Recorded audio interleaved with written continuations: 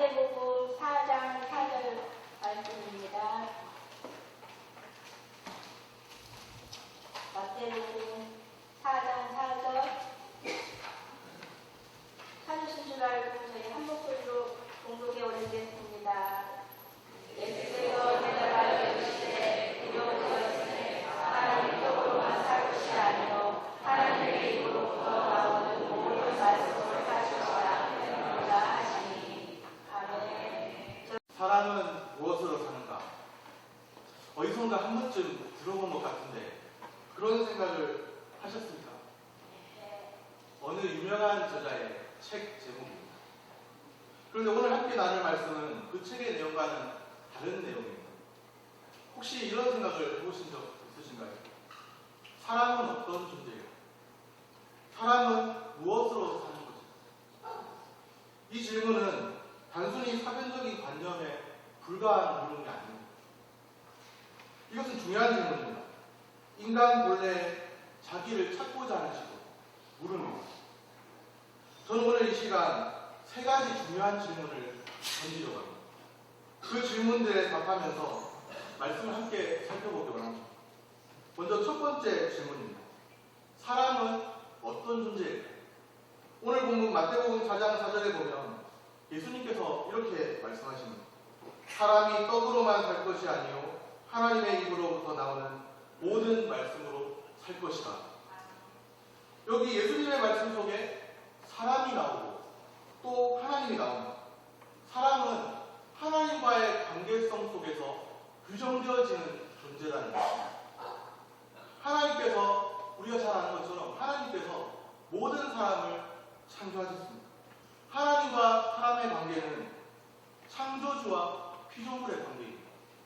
그런데 사람은 단순한 피조물이 아닙니다. 사람은 다른 피조물과는 구별되는 독특성이 있죠. 하나님의 형상을 따라 창조되었다는 사실입니다. 하나님의 형상인 사람, 이것이 바로 기독교 인간학의 대전제입니다. 비록 사람이 죄로 인해 철저하게 타락하였을지라도 혹 오늘 아침에 원수 같은 사람을 만났을지라도 마귀 취급할 수 없는 이유입니다. 타락 이후에도 사람은 여전히 왜곡된 하나님의 형상입니다. 그러나 실로 타락의 결과는 엄청난 것이었습니다. 타락 이후에 하나님의 형상인 사람 안에서 하나님의 빛을 희미하게라도 조금도 찾아볼 수가 없습니다. 타락 이후에 잔존하는 하나님의 형상입니다.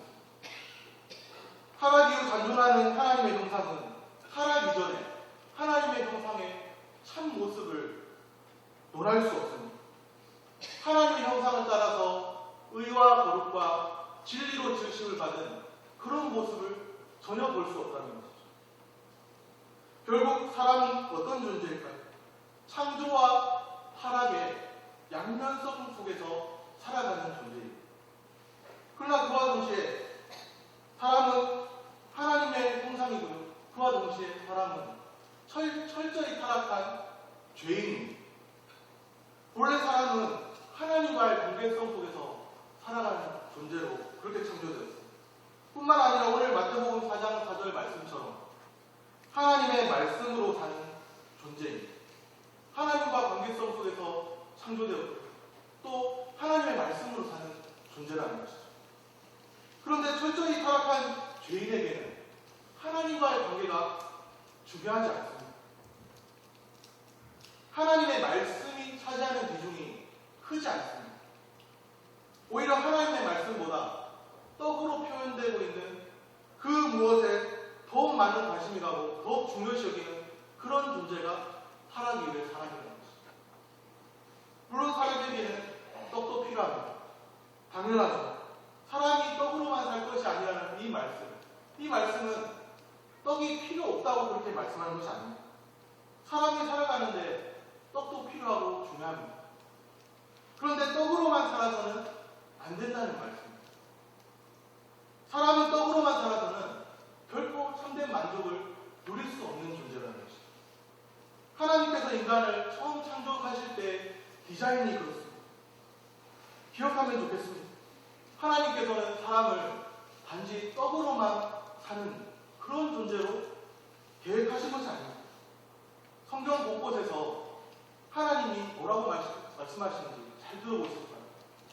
하나님은 하나님을 새긴 그 우상과 형상을 만들지 말라고 말씀하십니다.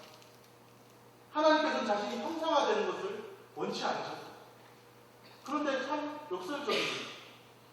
하나님께서는 자신이 형상화되는 것을 원치 않으시고 아무런 형상도 우상도 만들지 말라고 하셨는데, 하나님께서는 사람을 하나님의 형상을 따라 창조하셨다는 사실, 이것이 어떤 의미입니까? 하나님이 어떤 분이신지를 어떤 다른 형상을 통해서, 다른 어떤 우상을 통해서 보여주고 싶은 것이 아니라 하나님이 만드신 그 사람을 통해서 하나님이 어떤 분이신지를 보여주고 싶으시고 알려주고 싶으신 거예요. 사람은 어떤 존재입니까? 하나님을, 그 타락 이전 사람을 보면 하나님을 반영하며 사는 존재, 하나님의 영광을, 하나님 안에 있는 충만한 영광을 반영하며 사는 존재, 그런 존재로 창조하셨다는 거예요. 죄가 세상에 들어오기 전에 사람은 하나님 보시기에 심히 좋았습니다. 지금도 여전히 하나님께서 우리를 부르세요. 어떻게 부르시죠? 하나님의 영광을 반영하며 살라고 그렇게 부르세요. 하나님의 영광을 위해서 살라고 부르세요. 창조된 목적대로의 본래의 자기는 하나님의 영광을 반영하며 사는 그런 존재입니다. 하나님을 즐거워하며 사는 존재입니다.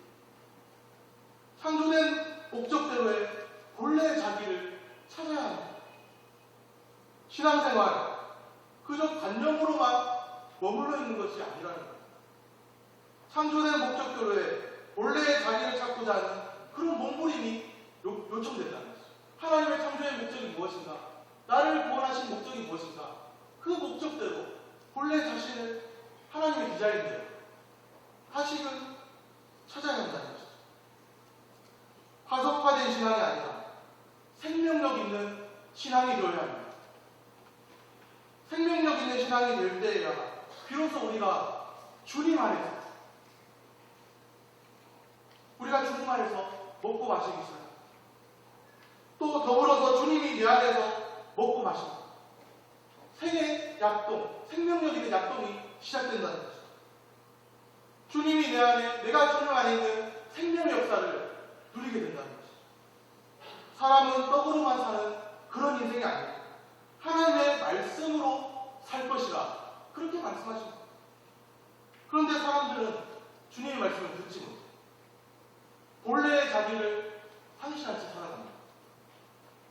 위기와 불안에 직면할 때 그 위기와 불안에 직면해서도 본래의 자신을 찾으려고 하지 않습니다. 그저 일상성 속에서 이제까지 해왔던 것처럼 그렇게 일상성 속에 파묻혀서 살아간다는 것이죠. 먹고 마시고 또 내일이면 11월이 되면 결혼식도 올리고 그렇게 살아간다는 것이죠. 그냥 그렇게 살아갑니다. 내 삶의 의미가 무엇인지, 창조의 목적이 무엇인지, 나를 부르신 구원의 목적이 무엇인지 알지 못하고 그냥 그렇게 살아간다. 돌아보지 않는다. 왜 사람들은 하나님의 영광을 반영하면서 하나님의 영광을 위해서 하나님을 즐거워하며 살아가지 못할까요? 우리가 잘 아는 대로 바로 죄 때문입니다. 현대인들은 이성의 권위를 신뢰하고 성경의 권위를 부정하는 성향이 있습니다. 그들은 죄의 실체를 꺼려합니다. 그것을 받아들이길 꺼려합니다. 죄라는 말을 유치하게 됩니다. 죄의 실체를 인정한다는 자체가 부담스러워요. 죄라는 것, 천국과 지옥에 대한 그런 말들을 유치하고 부담스럽게 됩니다. 그런데 로마서 3장 23절에 보면 죄에 대해서 분명하게 말씀해요.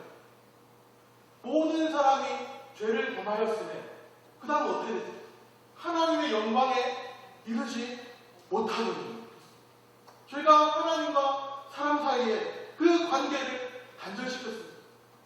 사람들은 하나님의 영광을 반영하며 살아가야 했는데 하나님의 영광에 대해서는, 하나님의 충만한 영광에 대해서는 망각했습니다. 창조의 목적, 나를 부르신 그 구원의 목적 다 잊어버렸어요.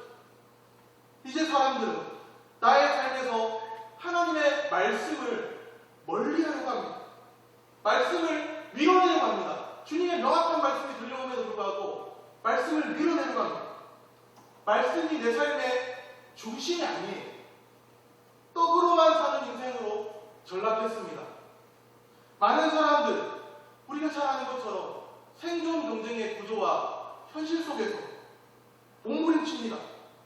많이 들어보았을 만인에 대한 만인의 투쟁 속에서 아우성치면서 그렇게 살아갑니다. 떡으로만 사는 인생의 길을 택하는데 전혀 주저함이 없습니다.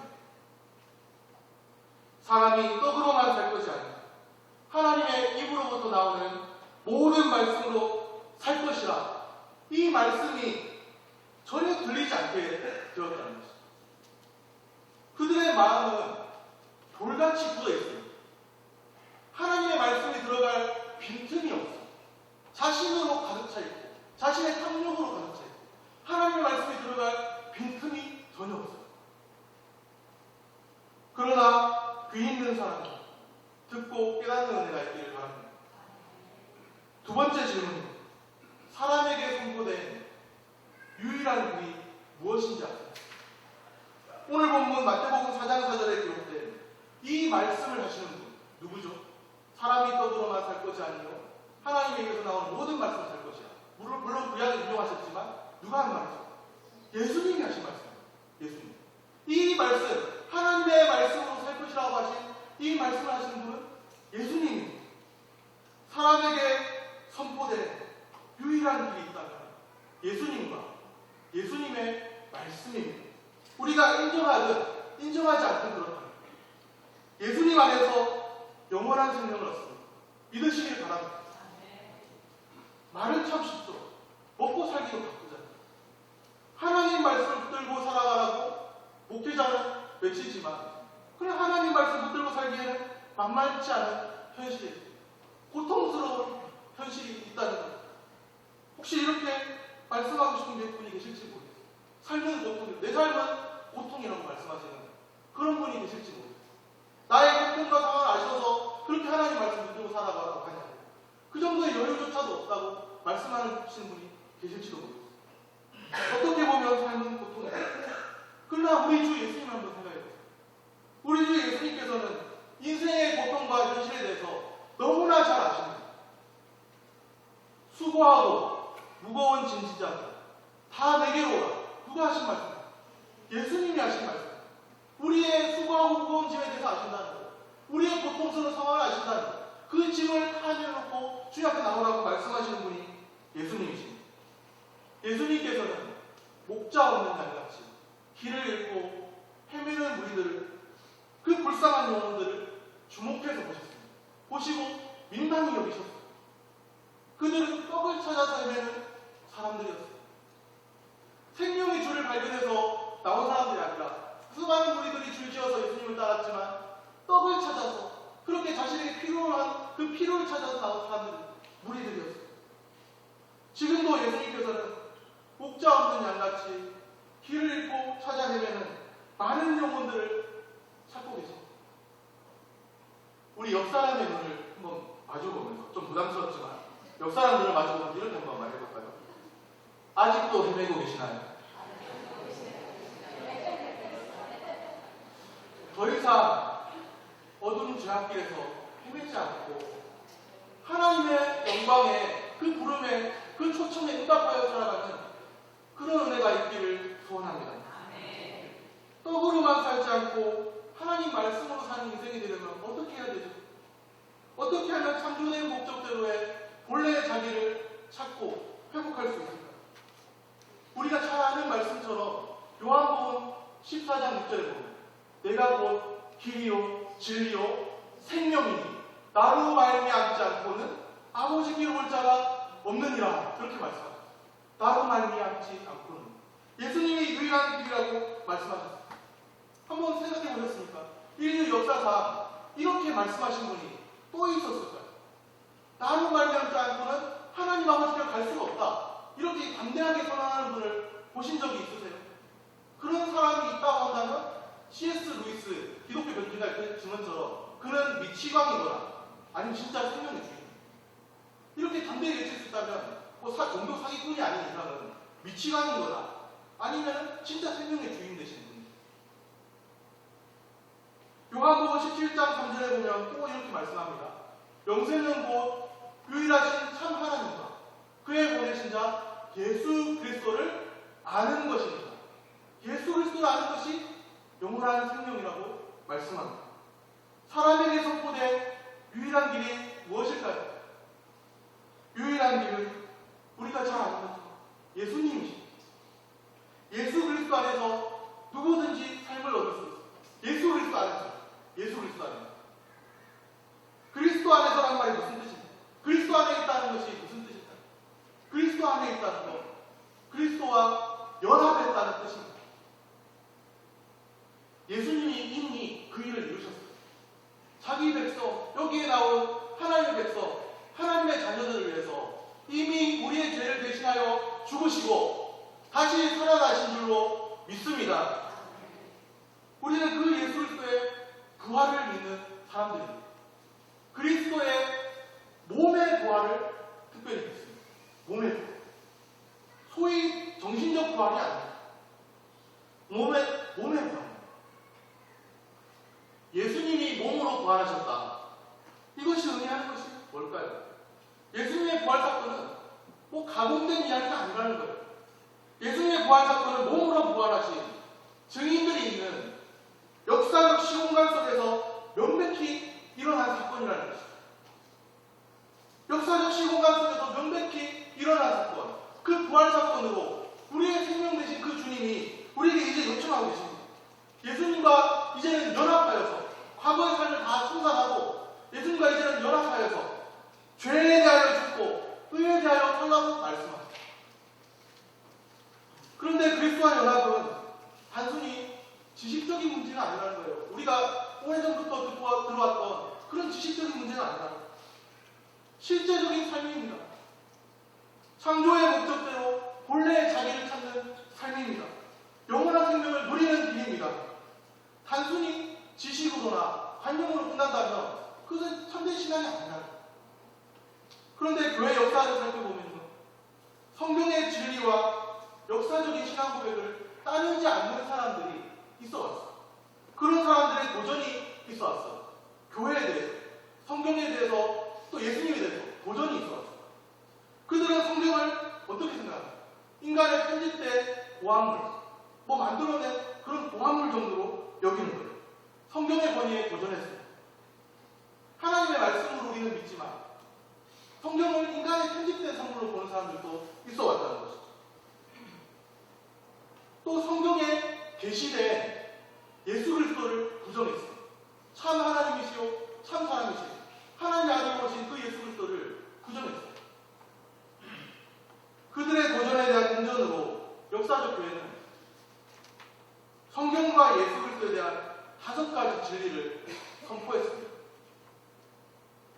성경과 예수 그리스도에 대한 우리의 신앙 고백 뭘까요?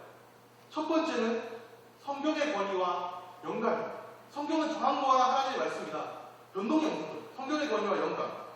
두 번째는 예수 그리스도의 성육신. 예수 그리스도의 성육신을 믿지 못하면 이것도 잘못되죠. 세 번째는 예수 그리스도의 십자가의 대속. 단순히 그분이 죽으셨다가 아니라 나를 대신하셨다. 죄를 속하셨다. 십자가의 대속. 네 번째는 예수 그리스도의 몸의 부활입니다.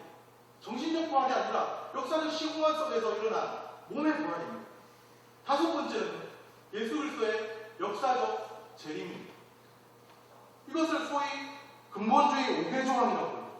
들어보신 기억이 있는 분도 있으실 거예요.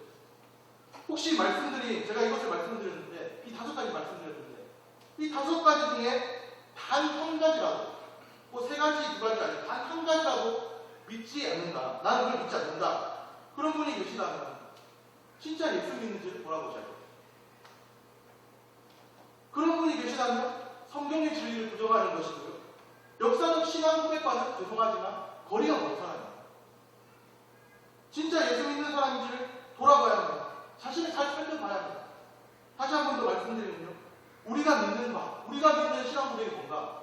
우리는 성경의 권위와 영감을 믿습니다. 예수 그리스도의 성육신을 믿습니다. 예수 그리스도의 십자가의 대속을 믿습니다. 예수 그리스도의 몸의 부활을 믿습니다. 예수 그리스도의 역사적 재림을 믿습니다. 여기에 모인 우리 모두는 고개를 숙이고 있는 사람들이라 할지라도 여기에 모인 우리 모두는 이 5가지 모두를 분명하게 마음에서부터 진실로 동의할 수 있는 은혜가 있으면 좋겠습니다. 어떤 사람은 성경은 물론이고 예수님에 대해서도 아직도 다 해결하지 못한 남아있는 문제가 있는 분이 계실지도 모르겠습니다. 어떤 직분을 받았다고 해서요, 목사라는 직분을 받고 어떤 직분을 받았다고 해서 성경을 하나님 말씀으로 인정하는 것이 아니더라고요. 세례를 받고 신앙생활을 오래 했다고 해서 예수님이 어떤 분이신지를 잘 아는 것이 아니더라고요. 세례는 하나님과의 다른 관계 설정입니다. 세례 꼭 받으셔야 돼요.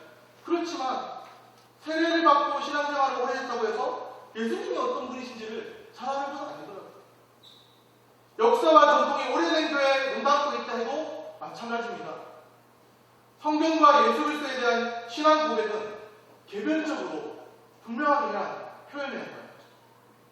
그런데 어떤 사람들은 성경과 예수 그리스도에 대한 신앙 고백이 분명치 않습니다. 모든 관심이 어디에 있는가? 전혀 다른 곳에 있다는 거예요. 성경에도 관심 없고 예수님에게도 관심 없고 전혀 다른 곳에, 영원한 생명도 관심 없고 전혀 다른 곳에 있다는 거예요. 오늘 말씀에 있는 떡, 주님의 말씀이 들려오는데도 주님의 말씀을 들으면서도 오히려 떡을 찾기 위해 몸부림치는 그런 모습이 우리의 모습들이라는 것입니다. 삶의 변화가 조금도 보이지 않아요. 주의 말씀이 들려오지만 주의 말씀을 밀어냅니다. 삶의 변화는 조금도 보이지 않습니다. 그런데 종교까지 동원해서 자신의 탐욕을 채우려고 가득한 그런 모습이 우리 안에 있다는 거예요. 그런 사람들에게 예수님께서는 복이 아닌 화를 선언하십니다. 그들은 생명의 근원 되시는 주님을 제대로 아는 것이 아니에요. 우리는 분명히 고백해야 합니다. 사람이 떡으로만 살 것이 아닙니다. 하나님의 입으로부터 나오는 모든 말씀으로 살 것이라. 예수님이 유일한 길이에요. 우리가 인정하지 않고 예수님이 유일한 길입니다. 그 예수님의 말씀을 듣는 것이, 듣고 따르는 것이 우리가 살아가는 유일한 길인 줄로 믿습니다. 첫 번째 질문과 두 번째 질문이 무엇인지 생각나세요? 사람은 어떤 존재일까요? 이것은 인간론과 관련된 질문입니다. 사람에게 선포된 유일한 길은 무엇일까요? 기독론과 관련된, 그리스도와 관련된 질문입니다. 이제 세 번째 질문. 사람이 생명을 누리기 위한 길이 있을까요? 구원론과 관련된 질문입니다. 사람이 생명을 누리기 위한 길이 있을까요? 있습니다. 하나님의 입으로부터 나오는 모든 말씀으로 살 것이라. 우리는 하나님 말씀을 경홀히 여겼을지라도, 우리는 하나님 말씀을 가볍게 여겼을지라도 하나님의 말씀으로 살 것이라고 주님이 선포하셨습니다. 생명을 누리기 위한 길은 하나님의 말씀대로 사는 삶입니다. 하나님의 요구에 응답하는 삶입니다.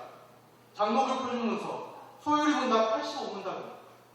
우리가 죄 때문에 받을 하나님의 진노와 저주를 피하게 하려고 하나님이 우리에게 요구하시는 것은 무엇입니까? 하나님의 진노와 저주, 죄 때문에 받을 하나님의 진노와 저주를 피하게 하려고 하나님 우리에게 요구하시는 것은 무엇입니까? 하나님 우리에게 요구하시는 것이 있대요. 그 질문에 대한 답변입니다.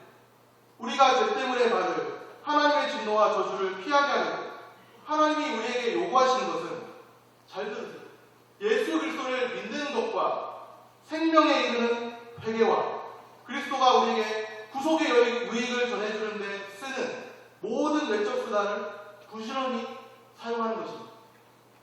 죄 때문에 받을 하나님의 진노와 저주를 피하게 하려고 하나님이 우리에게 요구하시는 것이 있는데, 그것은 바로 믿음과 회개라는 거예요. 예수 그리스도를 믿는 것과 생명에 이르는 회개가 요구된다. 장로교의 표준 신앙고백서에서 그렇게 이야기하고 있습니다. 예수 그리스도를 믿는 것과 생명에 이르는 회개가 요구됩니다. 그러면 자연히 이어지는 물음이 있죠. 예수 그리스도를 믿는 믿음이 무엇인가? 생명의 이르는 회개는 또 뭔가? 소요리 문답 86번은 예수 그리스도를 믿는 믿음에 대해서, 87번은 생명의 이르는 회개에 대해서 진술하고 있습니다. 소요리 문답 86문답은 예수 그리스도를 믿는 믿음이란 무엇입니까? 86문에 대한 답은 이렇습니다. 예수 그리스도를 믿는 믿음이란 구원의 은혜인데, 이로써 우리는 구원을 위해 복음이 전해주는 대로 예수 그리스도를 받아들이고 영접하는 것입니다. 예수 그리스도를 믿는 믿음이란 구원의 은혜인데, 그렇게 진술합니다. 우리가 만들어낸 것이 아니라 구원의 은혜로서 주어진 믿음조차도 하나님의 선물이라는 겁니다. 예수 그리스도를 믿는 믿음을 구원의 은혜로 표현하고 있습니다. 이어지는 소요리 문답 87문답은 생명에 이르는 회개란 무엇입니까? 그 질문에 대한 답변입니다. 생명에 이르는 회개란 구원의 은혜입니다. 역시 똑같죠. 믿음에 대해서와 똑같이 구원의 은혜. 이로써 죄인이 자기 죄를 바르게 깨닫고 그리스도 안에 있는 하나님의 자비를 알아 자기 죄에 대해 슬퍼하고 미워하며 죄에서 하나님께로 돌이켜 굳센 결심과 노력으로 새롭게 순종하는 것입니다. 생명에 이르는 회개란 구원의 은혜인데, 그렇게 표현하고 있습니다. 지금 무슨 말씀을 드리고 있느냐면, 믿음도 회개도 모두 구원의 은혜다. 구원의 은혜로 주어졌다. 그리스도 안에 있으면 누구든지 삶을 얻습니다. 그리스도와 연합한 자는 생명을 얻는다는 것이 성경의 진리입니다. 그러면 어떻게 예수 그리스도 안에서 살아갈 수 있느냐? 요한복음 1장 12절 말씀. 영접하는 자, 곧 그 이름을 믿는 자들에게는 하나님의 자녀가 되는 권세를 주셨으니. 아멘. 예수님을 영접하는 것과 예수님을 믿는 것은 서로 다른 것이 아닙니다. 본질적으로 동일한 것입니다. 예수님을 마음으로 영접하고 예수님을 믿는 사람들이 있습니다. 예수님을 마음으로 영접하고 예수님을 믿는 사람이 있다는 거예요. 내가 그렇게 못했다고 해서 모든 사람이 그렇게 못하는 것이 아니라 예수님을 나의 구주로, 나의 구원자로, 나의 주인으로 영접하고 믿고 따르는 사람이 있다는 거예요. 바꿔서 말하면 예수님을 영접하지 않는 사람도 있습니다. 예수님을 믿지도 않고 따르지 않는 사람도 있다는 거예요. 자기 문제가 너무 커서 하나님 말씀을 들을 여유조차 없는 사람들이 있습니다. 그들의 마음은 굳어있어요. 굳어있어요. 안 들립니다. 하나님의 말씀으로 살려고 하지 않습니다. 여전히 자기 고집 속에, 자기 죄로 인해서 하나님 말씀을 밀어내고 여전히 아직도 주의 말씀을 들려고 해도 떡으로만 살려고 한다는 거예요. 그런데 오늘 말씀은 우리 모두에게 묻고 있습니다. 오늘 마태복음 4장 4절 우리 모두에게 묻고 있는 거예요. 언제까지 떡으로만 사는 인생으로 만족하십니까? 언제까지 그렇게 사십니까? 언제까지 떡으로만 사는 인생으로 만족하십니까? 언제까지 하나님 말씀, 들려오는 하나님 말씀을 거부하고 하나님 말씀을 밀어내고 떡으로만 사는 인생으로 만족하십니까? 오 주님, 우리에게서 굳은 마음을 제하시고 부드러운 새 마음을 주옵소서. 우리는 그렇게 간절히 기도할 수밖에 없어요. 오늘 우리는 주님의 말씀을 듣고 돌이켜야 합니다. 사람이 떡으로만 살 것이 아니라 하나님의 입으로부터 나오는 모든 말씀으로 살 것이라. 이 말씀을 믿으십니까? 늘 주님의 말씀을 의지하면서 회개와 믿음으로 응답하는 우리 모두가 될 수 있기를 소원합니다. 사람은 무엇으로 사는가? 정리하면 이렇게 되겠네요. 하나님의 말씀으로 살리라. 예수님으로 말미암아 예수님 때문에 살리라. 회개와 믿음으로 살리라. 아직도 여전히 떡으로만 사실고 하나님의 말씀을 따라 사실고 한 번쯤 주님께 속아주는 것처럼 주님 앞에 엎드려서 하나님 말씀에 나 자신을 겸손히 엎드려서 낮추면서 주님을 바라고 하나님 말씀을 따라 그렇게 사십니다. 아직도 자기 고집으로 여전히 떡으로만 사는 인생을 고집하십니다. 자신을 깊이 돌아보시기를 바랍니다. 책임 기도하겠습니다. 하나님 아버지, 우리 주 예수님이 하신 말씀이 우리에게도 들려지고